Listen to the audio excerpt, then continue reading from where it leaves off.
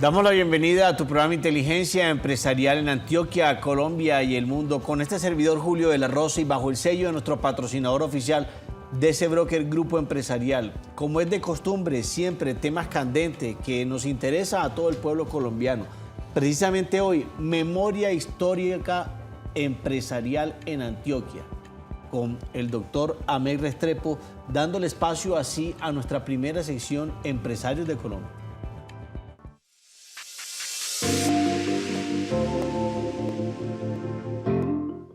Memoria histórica empresarial en Antioquia con Ahmed Restrepo. Bienvenido, doctor geohistoriador Ahmed Restrepo. ¿Cómo me le va? Julio, un buen día para toda su audiencia y muy contento de venir a contar historias diferentes. ¿Quién es nuestro invitado Ahmed Restrepo? Soy fruto de la migración antioqueña desconocida hacia la cordillera occidental de Colombia. La gente que durante la guerra de los 1000 días le tocó escapar por ser liberales radicales, se fueron a esconderse al occidente, generaron nuevas riquezas y como buenos judíos regresamos al hogar materno, al valle del río Aburrá. Que es lo que hoy en día tenemos acá como área metropolitana del valle de Aburrá. Soy ingeniero geógrafo de profesión, me dediqué a hacer geohistoria. En este momento hago una maestría en historia militar, que es muy fuerte, porque tengo 27 libros escritos sobre el tema. Y básicamente hago una cosa que me encanta, que es geopolítica y arqueohistoria, que voy a empezar con ustedes a contarles la parte comercial de la historia que no conocemos. Geopolítica, tema que me apasiona, que corre por mis venas y que siempre me acompaña en todo lo que hago y ejecuto y que se debe tener en cuenta para cualquier acción que se tome en cualquier movimiento de actividad humana. Doctor Ahmed, cuénteme una cosita. ¿Cómo arranca, cómo inicia el mundo empresarial precisamente en Colombia, teniendo en cuenta esa base histórica que lo ha acompañado usted durante toda su vida? Lo primero y más importante es partir de un principio. La historia no empieza con nosotros los españoles. Usted y yo somos españoles, nacidos en América, con otras mezclas, pero no empieza con nosotros. Hay millones de años atrás. De hecho, por ejemplo, mi último libro es donde pruebo que aquí hubo diferentes culturas que llegaron, que no son formativas, sino que fueron implantes culturales a comerciar y se regresaron. Entonces, empecemos por las culturas más antiguas. Las industrias. La industria más importante fue la del oro, y por el oro existió y sigue existiendo el comercio, porque el oro es una cosa que no se deteriora, sigue siendo dorado. Sí, claro. Entonces, ¿qué encontramos? Los famosos dorados que decía un arqueólogo amigo nuestro, que eran donde está Frontino hoy en día, donde está la gran concentración de oro, y era un sitio donde venían gentes y, digamos así, entre comillas, tribus de diferentes regiones a sacar el oro, y había esa libertad de comerciar y sacar. Pero habían unos orfebres que eran los encargados de transformar el oro.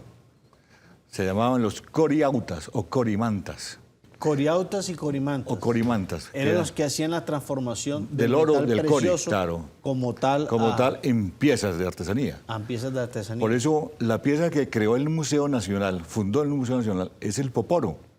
Y ese poporo fue encontrado en Pajarito, Antioquia, aquí en el norte, no abajo en el Quindío. Es de aquí del norte, donde había un templo subterráneo. Pero el poporo se le conoce como el poporo Quimbaya. Pero realmente ese primer poporo es antioqueño. Ah, ok. Entonces vamos empezando. ¿Dónde estaba el templo subterráneo? Lo bueno de la memoria histórica, ¿no? ¿Dónde estaba el templo semisubterráneo donde lo encontraron? Estaba en Pajarito, cerca de Angostura. Claro. Había un templo muy grande. Y entonces uno empieza a mirar, bueno, entonces, ¿por qué se organizaban ahí? El valle de los Cuimá, de los Cui, que eran los dueños de la mina que hay en Marmato, los indios Cui, que usted conoce como los armados, que nuestros ancestros, los españoles, cuando llegaron, dijeron, ¡ay, estos tipos con armadura, con cascos de oro, con pectorales, con banderas por batallones de diferentes emblemas de oro! Entonces los pusieron los armados, ellos se llamaban los Cui. ¿Y qué cuidaban? La mina de Cuircuir, la de Marmato. Entonces, es ahí, Ahmed, donde inicia también el comercio. El comercio en Colombia, pero también, pues obviamente, los inicios aquí en Antioquia. Claro, pero mire lo interesante. El oro es la base fundamental del comercio, pero además había un sentido más grande porque no había dónde cargarlo. Pues usted no podía acumular muchas cosas, las tenía en la casa. Pero había el sentido ritual de las figuras del oro.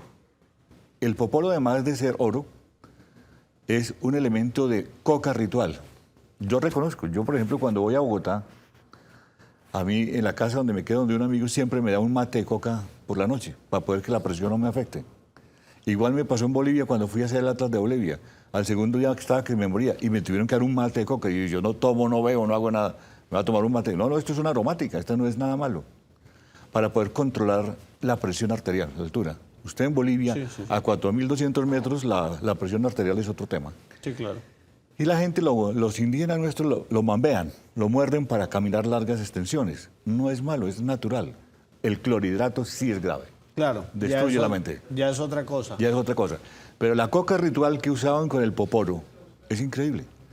Entonces nos enfrentamos a un tema muy importante, es que en las diapositivas los vamos a ver, y es ¿qué hay detrás de esa gran industria del oro, de los poporos, de las armaduras, del comercio de la coca, que era sagrada para ellos?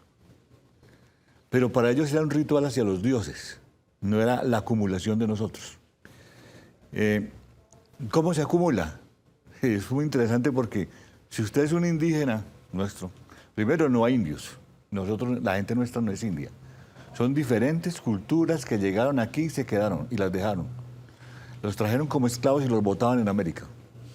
Entonces aquí hay de diferentes partes del mundo, su orfebrería la muestra, sus culturas las muestran, pero aquí no hay indios. Indios son los del país llamado India.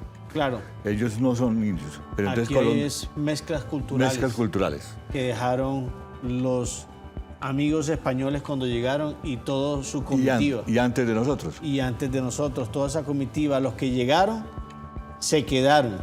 Los que llegaron, hicieron comercio y se fueron. Ahí van dejando raíces, exactamente, y es donde se dan las primeras mezclas culturales. No te muevas, ya continuamos nuevamente aquí en tu programa Inteligencia Empresarial.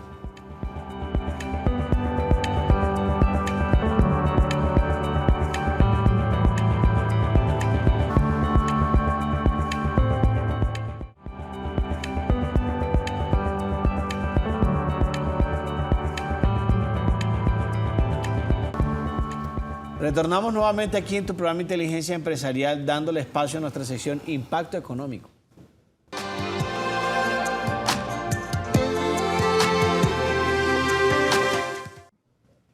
En Impacto Económico estamos hablando de memoria histórica empresarial con Amec Restrepo, pero ¿de qué forma se hacían los negocios en esa época, Amec? ¿Cómo se hacían? ¿Cómo se comercializaba inicialmente el oro? Posterior a esto, la transformación que le hacían en oro para convertirlo en artesanías, lo que hoy en día llamamos joyas. Joyas. ¿Sí? ¿Cómo se hacía eso? Me voy y me remonto a lo que poco conozco de historia, con todo el respeto que usted se merece, y nos vamos al trueque. Pues bien, Julio. ¿Sí? Hay una cosa muy importante. Yo hoy veo a todos los ejecutivos andan con una mochilita, con un morral, ¿cierto? Y ahí puede cargar lo que quiera, el computador, el iPad y las demás cosas. En esa época la gente andaba con una mochila, una jíquera de cabuya. Entonces usted podía cargar cosas muy limitadas. ¿Y a qué se limitaba? A la comida, al líquido que había que tomar.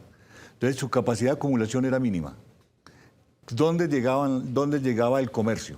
Muy sencillo. En que usted podía acumular en su casa ciertas pertenencias de oro y sobre todo en el cuerpo. La areta que usted tiene es un símbolo de poder por haber pasado el Cabo de Hornos. En este caso no, me la debe. El Cabo de Hornos. Pero era un símbolo de poder. Cuando la gente, el mafioso, normal usted lo ve, ¿por qué? Porque se embamba. Sí, claro. Se pone la cadena de oro, el carro lujoso.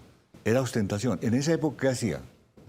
La gente tenía joyas en su casa, se adornaban con pectorales de oro y con otras cosas. Pero no era mucha la capacidad de acumulación. Se hacía trueque. Yo te doy esclavos porque los esclavos se manejaban desde un principio. Yo te doy esclavos porque realmente eso es lo que pasaba aquí, a cambio de oro. Hay diferentes culturas, los griegos, los fenicios, los otros, llegaron a América antes de Colón. O sea, entendiendo, Amec, el oro era lo que hoy en día conocemos como el efectivo, la plata, claro, con lo que yo compro y puedo adquirir un bien o servicio. Claro. Yo hoy saco el dinero para pagar el taxi. Antes tenía caracolitos de oro. Con lo que usted... Cambiaba. Entonces, la acumulación era grande, eran más bien los servicios. Pero ¿de dónde ocurre eso? Se generó un control religioso. La Sierra Nevada de Santa Marta era el gran centro ritual del Camino de los Andes, preexistente a los incas y a los aymaras. En mi criterio, yo lo llamo el Camino Sagrado de Bochí, porque es Bochica, lo que llaman Bochica, que cruzaba desde el norte de Chile hasta la Sierra Nevada de Santa Marta. Lo he encontrado también una variante que viene aquí por Medellín, pasa por Medellín y llega hasta Panamá. En Panamá lo localicé. Y habían santuarios a lo largo de eso. Nosotros teníamos dos santuarios muy importantes. La Sierra Nevada de Santa Marta, una ciudad que llamaba Bochí, Huayca. Sí. Bochí, Huayca, qué raro. Claro, allá era el centro ceremonial. Y otro que descubrí hace poco, que se llamaba el Oráculo de Doaibe. Cuando llegaron los conquistadores españoles, nuestros ancestros, a Santa María de la Antigua Aldaria en el Golfo de Urabá, ellos oyeron hablar del santuario de Doaibe, donde llegaban gentes de toda América a dar ofrendas. Y dijeron, ahí está todo el oro, ¿cierto? Entonces fueron a buscar a Doaibe, no lo encontraron.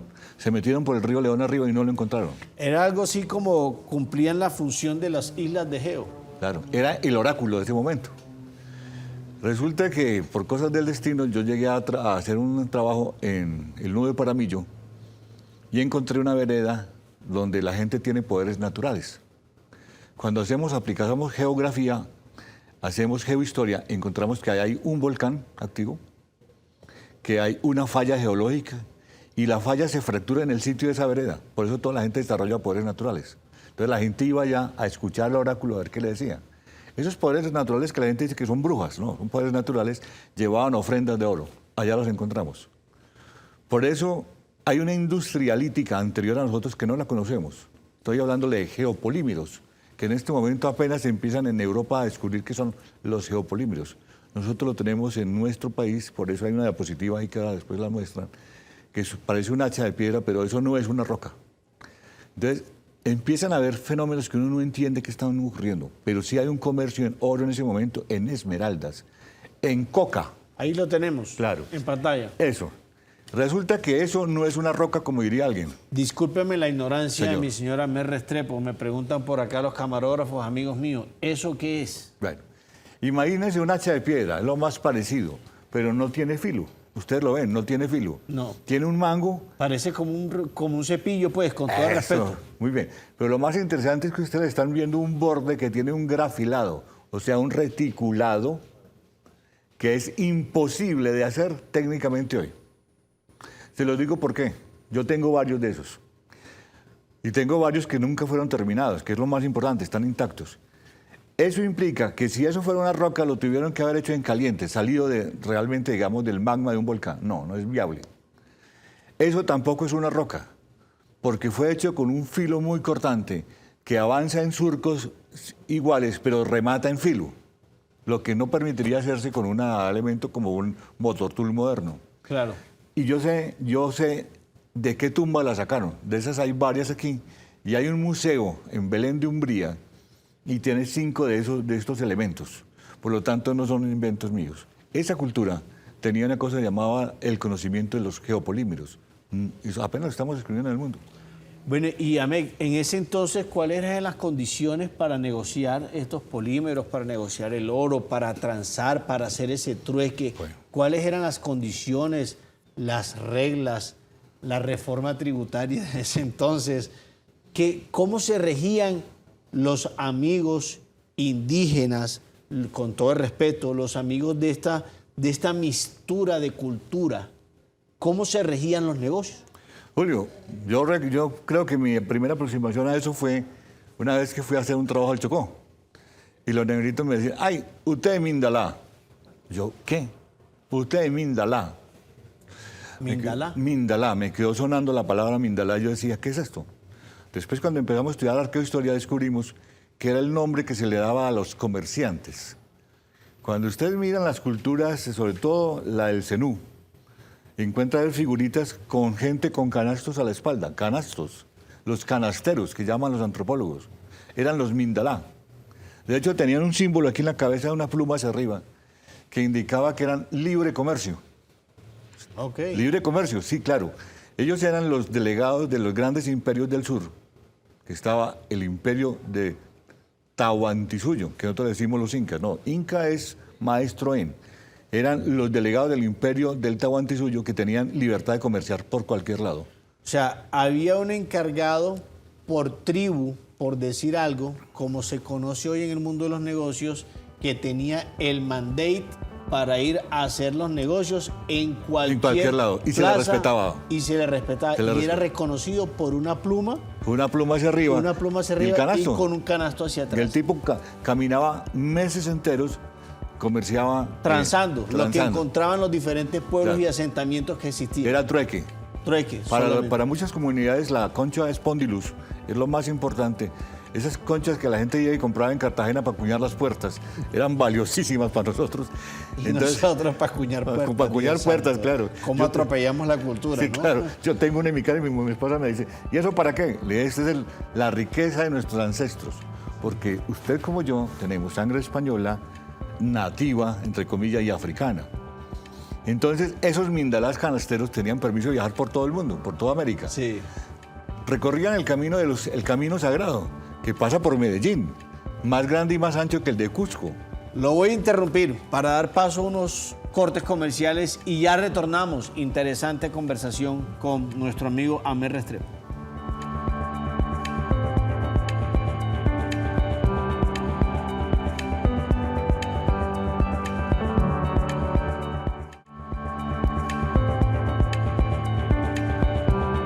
Retornamos nuevamente dándole espacio a nuestra sección Hablemos de Negocios.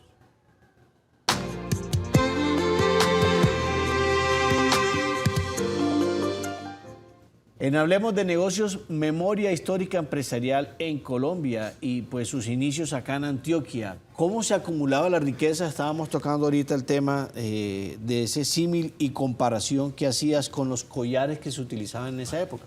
Es muy importante, cuando usted es un aborigen, para cambiarles de nombre porque ellos son diferentes comunidades. En esa época andaban con un guayuco, un protector, pero no tenían más dónde cargar cosas. ¿En qué la cargaban? En collares. Entonces usted ve una de las diapositivas que son collares con puntas, son una remembranza egipcia. Y aquí entre nuestras comunidades chamí. Ahí lo miramos. Eso, por ejemplo. Una de las puntas largas que ustedes ven, ese es un collar de la Guajira. Esa punta se la cambiaban por una mula. Es como si usted dijera hoy, vea, le va a cambiar eso por un campero. Una punta de esas tenía un valor muy grande. Entonces, ¿qué ocurría? La persona tenía un collar de esos aquí, era millonario. Usted tiene plata guardada en su bolsillo. Y la tarjeta de crédito. Eso era la riqueza de la gente, fuera lo que tuviera en su casa. Claro, era el concepto de acumulación de riqueza. De riqueza. En su momento, pues obviamente por las condiciones físicas, geográficas, políticas, sociales y económicas, que no había un banco donde tú podías guardar o podías tener diferentes tipos de inversiones, ¿no? Viene una cosa muy importante, que en la Sierra Nevada de Santa Marta se da los que llaman pagamentos. Usted tenía que pagar, había cometido un pecado, entre comillas, y usted tenía que pagar con una ofrenda. La gente sacaba una parte de ese collar y lo llevaba y lo ponía arriba en los picos nevados. O lo llevaba a la ciudad sagrada de Bochihueyca. Eran las famosas tumas, que son cilindros perforados que los mal llamados taironas, que ellos no se llamaban taironas, eso es un apodo que le pusieron los arqueólogos, ellos se llamaban de otro nombre, que ellos tenían sagrado. Y ellos ya se les había olvidado y no sabían cómo perforaban un cilindro así de basalto. Lo perforaban para ponérselo al cuello y lo engarzaban con pelo. Las cabelleras largas servían para sacar cabellos y los ensartaban. Lo mismo sucede en África. Veamos África. En la época de los hippies había unos collares que la gente utilizaba. Eso es el principio de industria. Pero el collar de los hippies que utilizaban aquí, muy famosos, eran los famosos marrocos. Porque el hombre africano, de Zulo, Bantú, de cualquier ciudad, no negros, son diferentes etnias, andaban semidesnudos con la lanza y con el collar de los marrocos y pagaban con marrocos. Después viene una cosa muy interesante. Mire, ese es un collar de Marruecos. Viene algo muy interesante. ¿Cómo cargamos las cosas nosotros? Para los antioqueños es muy importante una prenda que se llama el carriel, que es la degeneración de la frase carry all, que trajeron los ingleses. Una bolsita colgada donde guardaban todo, la navaja, los dados, la plata y todo, el carry all. Se generó en carriel, entonces ya le pusieron cuero de nutria y otros elementos. Eran formas de acumulación.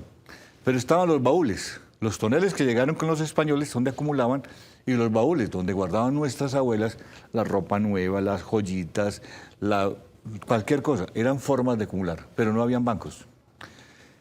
A nivel mundial, el gran comercio se da con los cruzados, porque la gente iba a hacer una peregrinación a Tierra Santa y tenían años enteros, meses enteros de caminar, donde llevaban el dinero. Los atracadores los asaltaban en los caminos, por eso se crearon los cruzados, para proteger a los caminantes. Entonces, los cruzados crearon el gran sistema bancario del mundo. Y dijeron, bueno, yo soy el cruzado y tú vas de peregrinación, listo, déjame aquí una bolsa de oro y te doy un papel donde digo que tú le has dado a la hermandad 50 pesos de oro, y los puedes ir reclamando a lo largo del camino. Entonces usted iba llegando a cada punto y allá habían cruzados. Ah, mira, 2 monedas, aquí te las doy, te las voy descontando, hasta que llegabas a Jerusalén y te devolvías. Empezó el gran sistema bancario, hasta que los cruzados se volvieron los más ricos del mundo. Claro. Y decidieron los reyes eliminar los cruzados. Y los cruzados dijeron, por aquí que es más derecho y me vengo para América. Entonces empieza el comercio. Entre nosotros, la historia blanca, digamos ya, empieza con los españoles. Nuestros ancestros, los españoles que llegaron a América, vinieron buscando oro. Realmente esa historia es una larga de contar. Colón ni se llamaba Cristóbal Colón y él sí sabía que esto existía y él iba a ir para otro lado. Pero lo que venía era detrás de una famosa cruzada. Ellos querían caerle por detrás a los mozárabes para derrotarlos. Pero se encuentran de repente con un mundo lleno de oro, por cantidades, que decían que encontraban el oro en los ríos, se lo podían coger con sedazos.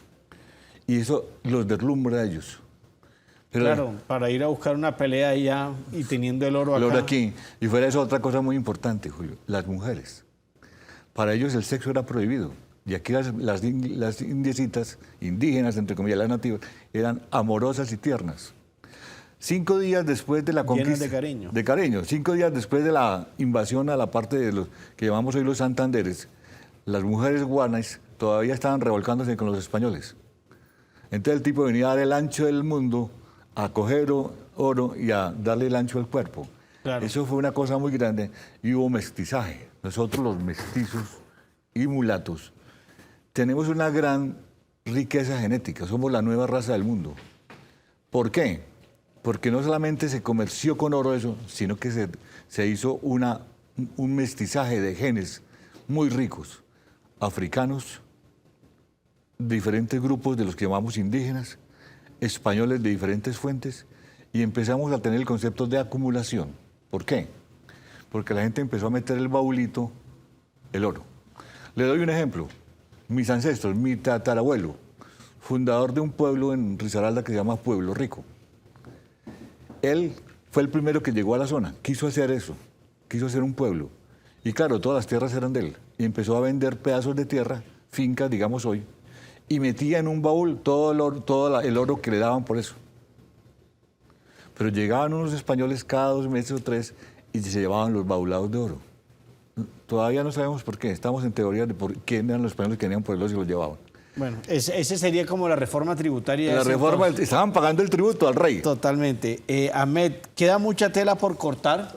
Vamos a tener otro programa para este mismo tema, pero tocamos el tema. Lo más importante es cómo se hizo empresa, cómo se hacía empresa, cuáles eran las condiciones de hacer empresa y cómo se acumulaba la riqueza desde la historia, a través de la historia, cómo se hace empresa.